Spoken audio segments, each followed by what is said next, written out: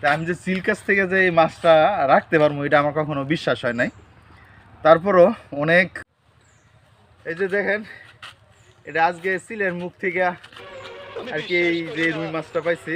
রুই মাছটা সম্ভবত মনে হয় হাফ কেজির মতন ওজন হইব। এই যে দেখেন চিল অলরেডি যিনি খেয়ে ফেলাইছিল আর কি। আর প্রথম ভাবছিলাম চিলটা কি নিয়ে যাইতেছে, পরে দেখি মাছটা লড়তেছে। অবশ্য অনেক উপর থেকে ফালাইছে তো, তার জন্য এখন করলাম মাছটা ফাল পারে না, আগে করলাম মাছ ফাল পারছে। এই যে দেখেন, অনেকে কইতে পারেন যে বাড়ির মাছ, তা না। এই যে পিচ্ছি ফুলাফন আছে, ওদেরকে নিয়ে হেরা চিললে দূরেয়া। তা আমি যে চিল কাছ থেকে যে এই মাছটা রাখতে পারবো এটা আমার কখনো বিশ্বাস হয় নাই।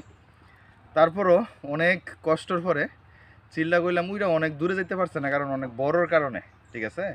কারণ এটা যখন অনেক উপরে উঠতে চাই তখন কইলাম মাছটা নিচে যায়, তারপর আবার মাছটা লড়ছে তো, তার জন্য আর কি আর নিয়ে ও দূরে যেতে পারে নাই।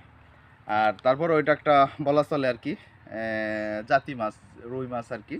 দেখতেছেন ইয়া বিশাল বড় রুই মাছ। জানি না এটা কার পুকুরের মাছ, কারণ আমাদের পুকুর বা গর্তের অত বড় মাছ নাই, ঠিক আছে। তো এর আশেপাশে যেমন আমি জানি হাসনাতের পুকুর আছে, তার পুকুরে মাছ আছে এবং অনেক মাছ আছে, হয়তো বা তার পুকুরের মাছ। যদি তার পুকুরের মাছ হয়ে থাকে তাহলে তার সমস্যা নাই, যদি অন্য কারোর পুকুরের হয়ে থাকে, ঠিক আছে। তো মাছটা আমি খেয়ে ফেলামু। এই যে আমাদের পিচ্ছি পোলাপান আছে, ওদেরকে নিয়ে যদি কোনো দায় দাবি থাকে মাফ করে দিয়েন, ঠিক আছে, এই মাছটা খাওয়ার জন্য আর কি। আর সিলের অলরেডি হকটা আমি নষ্ট করলাম। এই যে দেখেন ও খাইতেছিল আর কি, যে ইনি খাইয়া ফেলাইছে। এই যে প্রথম এই মাথা খাইছে আর কি, ঠিক আছে।